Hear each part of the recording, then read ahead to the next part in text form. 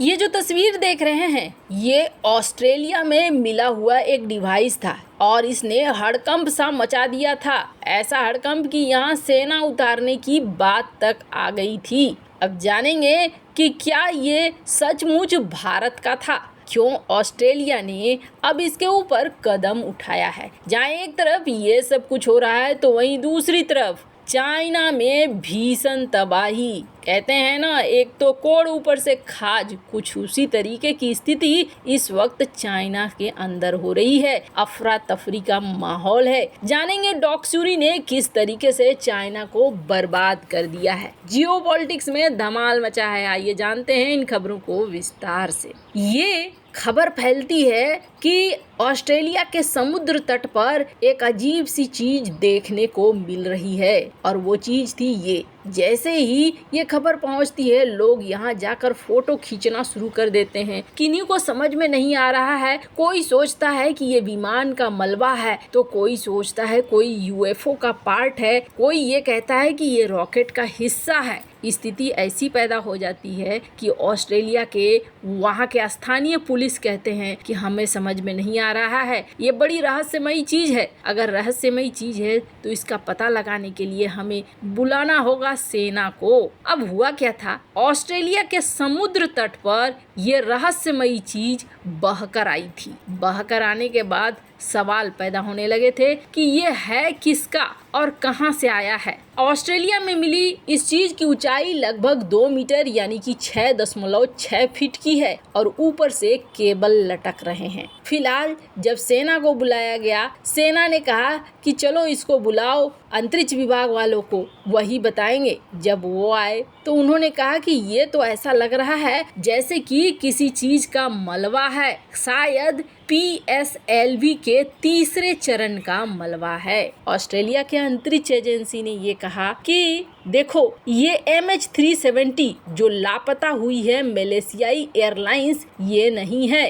Police ने यहाँ पूरे इलाके में घेराबंदी कर दी। मलबा मिलने के बाद वैज्ञानिकों ने अलग अलग अनुमान लगाना शुरू कर दिया था, पर ऑस्ट्रेलियाई अंतरिक्ष एजेंसी ने कहा है कि ये PSLV के तीसरे चरण का मलबा है और कहा है कि हम भारतीय अंतरिक्ष अनुसंधान संगठन इसरो के साथ बात कर रहे हैं और हम कंफर्म कर रहे हैं कि ये उनका है कि नहीं। दोनों देशों के अधिकारी मिलकर कंफर्म कर रहे हैं। वैसे आपको बता दें, ये पहली बार नहीं है जब ऑस्ट्रेलिया के तटों पर इस तरीके के चीजें मिली हो। न्यू साउथ वेल्स में एक भेड़ पालक को एलन मस्क के स्पेस एक्स के मिशन संबंधित भी एक मलबा मिला था। अब कहा जा रहा है ये जो वस्तु है इसे फिलहाल के लिए भंडारण में रख दिया गया है और ऑस्ट्रेलिया सरकार इसे वापस कर सकती है भारत को। पहले तो ये भी अनुमान लगाया जाने लगा कि शायद ये चंद्रयान 3 का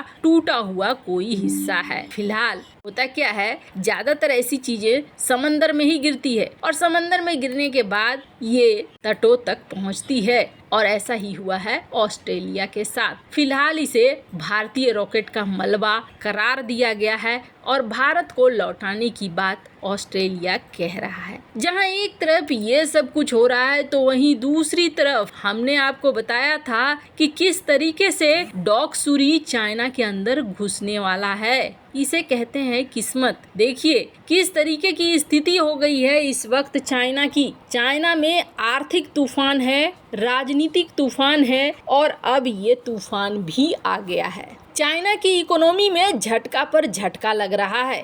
पहले तो हीट वेव ने तबाह कर दिया फसलों को और फसलें ऐसी तबाह हुई है कि चाइना को अब भारी मात्रा में अनाज दूसरे देशों से खरीदना है। अब इन्हीं सब के बीच में भारत ने चावल के एक्सपोर्ट पर भी बैन लगा दिया है। मतलब चाइना के लिए और बड़ी समस्या। अब ये सब कुछ हो ही रहा था कि अब जो चाइना का मेन इलाका है उस मेन इलाके में डॉक्सूरी ने तबाही मचानी शुरू कर दी। डॉक्सूरी ने ऐसी तबाही मचानी शुरू कर दी है कि कई बड़े बुजुर्ग हैं चाइना के, वो कह रहे हैं कि हमने अपने जीवन में इस तरह की बाढ़ बिल्कुल नहीं देखी। ये इतनी तेजी से बारिश हो रही है कि तुरंत सड़क नाले में बदल जाता है और घरों के अंदर पहली मंजिल तक पूरा पानी भर जाता है। अभी तक राजधानी से दी 30,000 लोगों को सुरक्षित स्थानों पर पहुंचाया गया है, पर बहुत सारे ऐसे जगह हो गए हैं जहां 1.5 लाख घरों पर पानी नहीं है। आपातकालीन स्थिति में पानी के टैंकर कुछ जगहों पर भेजे जा रहे हैं, कुछ जगहों पर नहीं भेजे जा रहे हैं। आपको बता दें, इस साल चीन चरम गर्मी का सामना कर रहा था। हर दिन देश में रिकॉर्ड तोड़ तापमान दर्ज किए जा रहे थे और ये सब कुछ जलवायु परिवर्तन के कारण हो रहा था। विशेषज्ञों ने चेतावनी दी थी कि बारिश भारी होगी।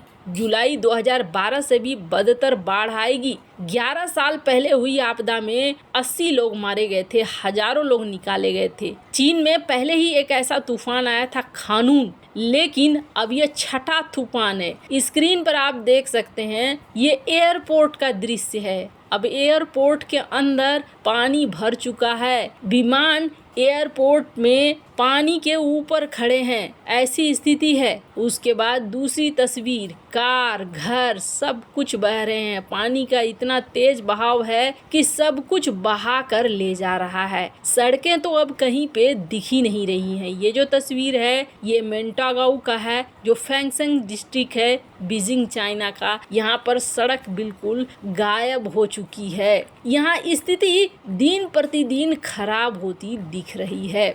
वैसे आपको बता दें, डॉक्सुरी पहले फिलीपींस में गया था और फिर ये फिलीपींस के बाद चाइना में घुसा। चाइना में डॉक्सुरी तूफान का तांडव ऐसा है कि पिछले 10 साल में ऐसा नहीं हुआ था। उत्तरी चीन खास तौर पर घातक तूफान डॉक्सुरी की भीषण मार झेल रहा है और जो कार वगैरह है ना, वो खिलौनों की तरह बहते हुए नजर आ रहे हैं। सड़कें नदियां में बदल चुकी है, जिसके बाद बाढ़ होगा, भूस्खलन होगा। इसके लिए हाई अलर्ट जारी किया गया है। इस घातक बाढ़ की वजह से कम 2 लाख लोग मारे गए हैं। ये चाइना का आंकड़ा है। सैकड़ों लोग फंसे हुए हैं। लेकिन जो बीजिंग से ये वीडियो आ रहे हैं सोशल मीडिया पर, ये तो बता रहे हैं कुछ अलग ही कहानी। इतनी बारिश, इतने तूफान, इतने सब कुछ में मात्र 2 लोग मारे जाएं, ऐसा तो नहीं संभव लग रहा है। घातक बारिश के कहर के बाद बीजिंग में